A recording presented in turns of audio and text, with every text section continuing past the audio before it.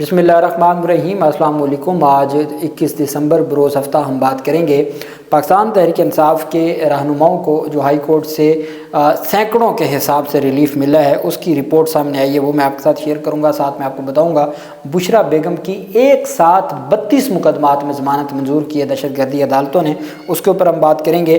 साथ GHQ हमला case में आज समाअत हुई है, उसकी तफसील मैं आपके साथ शेयर करूँगा। और साथ में आपको बताऊँगा कि 9 मई हमलों में जो मुलव्वस थे, जिन 25 लोगों को आज सज़ा दी गई है, तो वो किस बुनियाद पे सज़ा दी गई है, वो उनकी कन्फेशनल स्टेटमेंट है।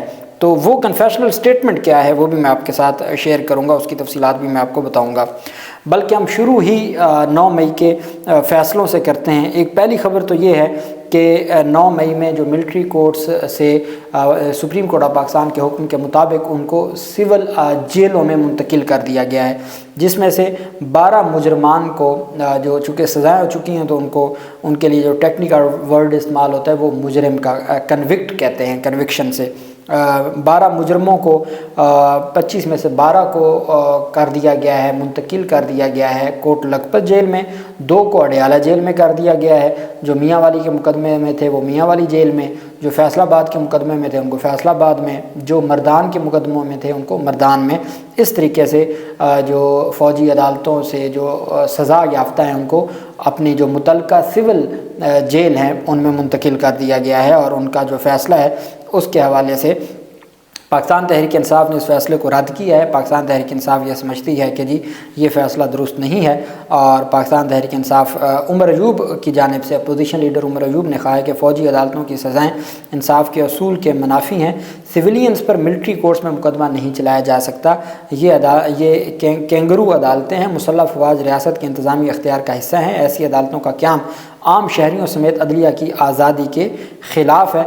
इस वजह से हर सूरत जो है वो आइन और कानून की जो है वो उसको देखा जाएगा। अब देखना यह है कि पाकिस्तान तहरीक इंसाफ इस मामले को आगे कैसे बढ़ाती है, मुतल्लका अदालतों में कैसे लेके जाती है, और हाई कोर्ट में अपीलें। अभी मैं जो आपको बताने वाला हूँ कि कन्फेशनल स्टेटमेंट की बुनियाद पे हुआ है, तो जो कन्फेशनल स्टेटमेंट है उसकी क्या हैसियत है और किस तरीके से उनको आगे बढ़ाया जा सकता है वो अहम है। और उसमें पाकिस्तान तहरीक इंसाफ की जानिब से जो हाई कोर्ट में क्या प्ली ली जाती है। अच्छा जी, अब हम आ जाते हैं जो कन्फेशनल स्टेटमेंट है। आइन का आर्टिकल कानून शहादत का लॉ ऑफ एविडेंस जो है इस वक्त पाकिस्तान में जो शहादत का एविडेंस का कानून है वो है कानून शहादत ऑर्डर 1984 1984। ये बेसिकली लॉ ऑफ एविडेंस था 1872 का।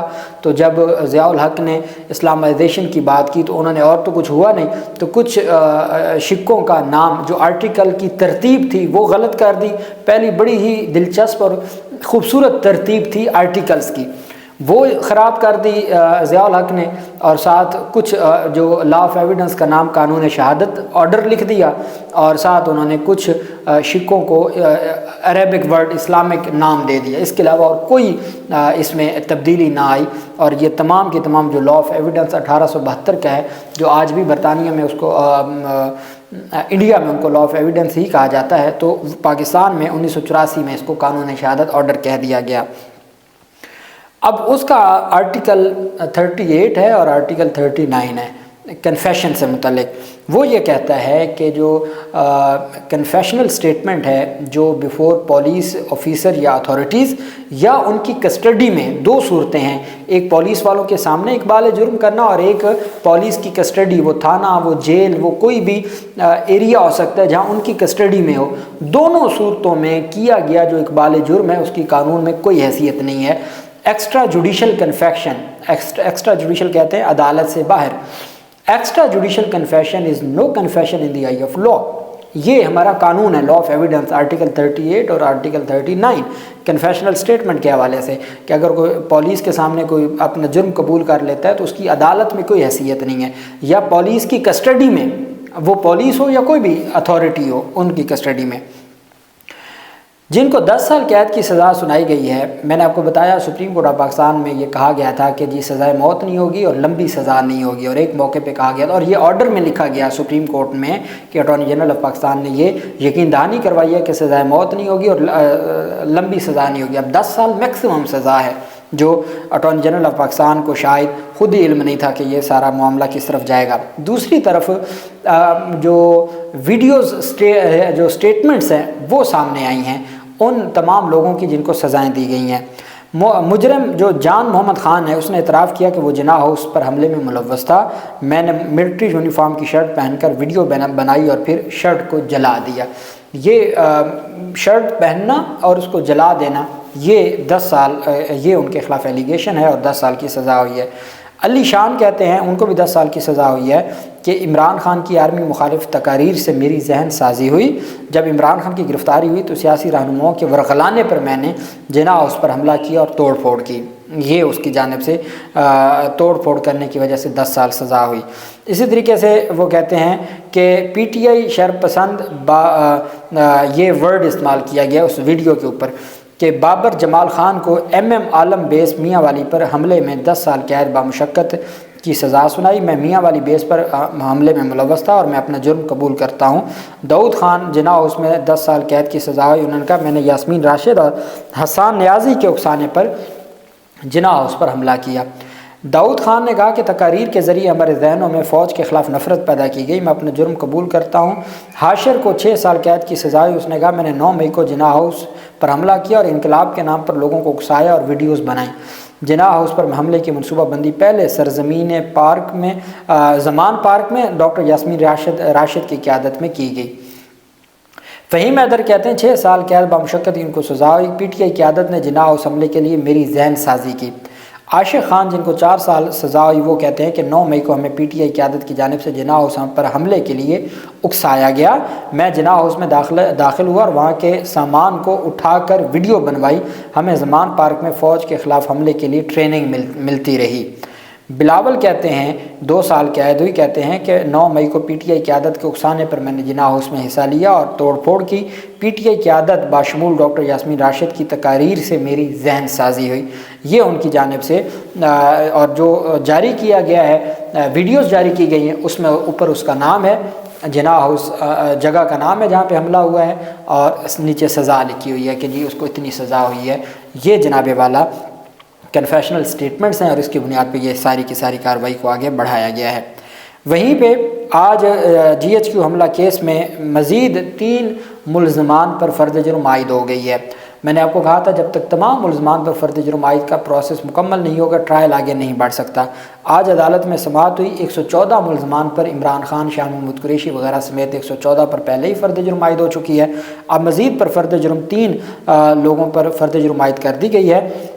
یہ کہ جو ملزمان کے خلاف یہ کارروائی اس کیس کی تفتیش کے لیے جا رہی ہے، زین قریشی، راجہ ناصر محفوظ اور راجہ شہباز پر فرد جرم عائد کی گئی ہے۔ اب جی ایچ کیو حملہ کیس جس میں پاکستان تحریک انصاف کی تمام درخواستیں خارج کر دی گئی تھیں بریت کے حوالے سے، تو اب 24 دسمبر تک سماعت ملتوی کر دی گئی ہے، منگل تک، اور اس دن پھر کوئی اور 1-2 ملزم پیش ہو گیا، ان کے اوپر فرد جرم عائد ہوگی، پھر کوئی اور پیش ہو جائے گا، پھر بریت کی درخواستیں جو یہاں سے خارج ہوں گی وہ ہائی کورٹس میں جائیں گی، اور یہ ایک سلسلہ ہے جو جاری رہے گا۔ لیکن نظام چاہتا ہے کہ ہر صورت جو یہ مقدمات ہیں ان میں کارروائی کو تیزی کے ساتھ آگے بڑھایا جائے اور ہر صورت جو عوام ہے ان کو بتایا جائے کہ کس طریقے سے چیزوں کو آگے لے کے چلنا ہے۔ وہیں پہ جو دوسری طرف پاکستان تحریک انصاف کے حوالے سے سٹیٹمنٹ سامنے آئی ہے وہ ہے جی بشرا بیگم کے خلاف جو مقدمات ہیں ان مقدمات میں بشرا بیگم کے خلاف 32 مقدمات درج ہوئے ہیں دہشت گردی کے مختلف مقدمات میں، یہ 24 نومبر سے متعلق ہیں اور کچھ اس میں 9 مئی کے بھی ہیں۔ عمران خان کی اہلیہ بشرا بی بی نے پشاور ہائی کورٹ سے اپنی حفاظتی ضمانت لی اور پشاور ہائی کورٹ سے ضمانت ان کو پتہ تھا، اور میں یہ بات کر رہا تھا کہ اگر سوموار کے دن ان کو سزا سنا دی جاتی ہے تو ان کے خلاف جو مقدمات اب تک درج ہوئے ہیں ان میں اگر عبوری ضمانت دائر ہو جائے گی تو کم از کم یہ عبوری ضمانت پھر جو چلتی رہے گی، نہیں تو پھر ایک کے بعد ایک مقدمے میں گرفتاری کا سلسلہ شروع ہو جائے گا۔ تو یہ 32 مقدمات میں انہوں نے آج عبوری ضمانت لے لی ہے۔ دہشت گردی عدالت راولپنڈی نے 9 مئی سمیت 32 مقدمات میں عبوری ضمانت منظور کرتے ہوئے تفتیشی افسران کو نوٹسز جاری کر دیے ہیں۔ بشرا بی بی کی گاڑی کو عدالت کی حدود میں داخل ہونے کی اجازت دی گئی۔ بشرا بی بی کے وکلاء نے 9 مئی کے 23 اور دیگر 9 مقدمات میں ضمانت کی درخواستیں دائر کر رکھی تھی۔ ADC راولپنڈی کے جج امجد علی شاہ نے ضمانت کی درخواستوں پر سماعت کرتے ہوئے بشریٰ بی بی کی تمام مقدمات میں ضمانت منظور کر لی۔ عدالت نے حکم دیا کہ بشریٰ بی بی کو 23 جنوری تک 24 اور 27 نومبر کے احتجاج کے حوالے سے درج کسی بھی مقدمے میں گرفتار نہ کیا جائے۔ عدالت نے تمام 32 مقدمات میں تفتیشی افسران کو نوٹسز جاری کرتے ہوئے ریکارڈ طلب کر لی اور کیس کی سماعت 13 جنوری تک ملتوی کر دی، اور کچھ مقدمات میں ان کو 23 جنوری تک، کچھ مقدمات میں 13 جنوری تک ان کی ضمانت کی جو درخواستیں ہیں وہ منظور کر لی گئی ہیں۔ جو 24 نومبر سے متعلق مقدمات تھے اور اس کے علاوہ جو باقی مقدمات ہیں ان میں ان کی ضمانت کی درخواستوں کو منظور کر لیا گیا ہے۔ یہ آج عدالت کی جانب سے اہم پیش رفت سامنے آئی ہے۔ دوسری طرف جو اہم پیش رفت سامنے آئی ہے وہ پاکستان تحریک انصاف کے جو پشاور ہائی کورٹ سے اب تک رہنماؤں کو 70 سے زائد پاکستان تحریک انصاف کے رہنماؤں کو یہ 26 نومبر کے بعد ضمانت مل چکی ہے، اور یہ ایک تاریخ ہے جو پشاور ہائی کورٹ نے رقم کی ہے۔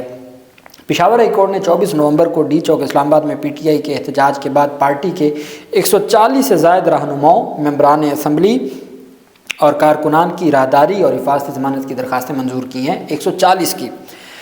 28 نومبر سے اب تک PTI کے رہنماؤں اور ممبران اسمبلی کی 140 سے زائد درخواستوں پر سماعت ہوئی، 70 سے زائد راہداری ضمانتیں منظور کی اور 69 حفاظتی ضمانت کی درخواستوں پر ہائی کورٹ میں سماعت ہوئی۔ عدالت عالیہ نے تمام درخواست گزاروں کو راہداری اور حفاظتی ضمانت دی۔ حفاظتی ضمانت حاصل کرنے والوں میں علی امین گنڈا پور شامل ہیں۔ PTI کے تمام سینئر رہنماؤں نے پشاور ہائی کورٹ سے ضمانت لی ہے۔ PTI کے سیکرٹری جنرل سلمان اکرم راجہ، عمر ایوب، بشریٰ بی بی اور باقیوں۔ بشریٰ بی بی کی جو پشاور ہائی کورٹ سے 16 جنوری تک تمام مقدمات میں ان کی جو حفاظتی ضمانت منظور ہوئی ہے۔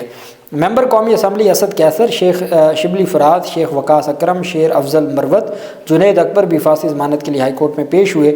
ان کے علاوہ صوبائی وزراء بھی پیش ہوئے۔ خواتین میں شاندانہ گلزار، زرتاج گل، عالیہ حمزہ، صنم جاوید، خدیجہ شاہ، مشال یوسفزئی، حمیدہ شاہ وغیرہ بھی پشاور ہائی کورٹ سے راہداری ضمانت لے چکے ہیں۔ تو یہ ایک واقعی ایک تاریخ ہے جو پشاور ہائی کورٹ ریکارڈ کر رہی ہے، اور وہ یہ ہے کہ پشاور ہائی کورٹ میں ابھی میں آپ کو ایک صحافی ہیں ان کو FIA نے کوئی نوٹس جاری کی ہے، تو اسلام آباد سے وہ پشاور ہائی کورٹ جا کے وہاں سے حفاظتی ضمانت لے کے اسلام آباد کی عدالتوں میں وہ ضمانت کی درخواست دائر کرتے ہیں۔ ان کو پتہ ہے کہ پشاور ہائی کورٹ میں بنیادی انسانی حقوق کا تحفظ کیا جاتا ہے، ان کو پتہ ہے پشاور ہائی کورٹ آئین اور قانون کی منشا کے مطابق اپنی ذمہ داریاں آگے نبھا رہی ہے۔ یہی وجہ ہے کہ جن کے بنیادی انسانی حقوق کی خلاف ورزی ہو رہی ہے اور ان کو کہیں سے اگر کوئی امید نہیں ہوتی تو وہ پشاور ہائی کورٹ جا کے پہنچتے ہیں، اور وہاں ڈویژن بینچ سماعت کرتا ہے اور وہ ریلیف بھی دے رہے ہیں، اور بنیادی انسانی حقوق کی پورے پاکستان کے لوگوں کے بنیادی انسانی حقوق کا تحفظ صرف ایک high court Peshawar high court میں ہو رہا ہے۔ اللہ پاک پاکستان کا حامی و ناصر ہو۔ بہت شکریہ۔ اللہ حافظ۔ پاکستان زندہ باد۔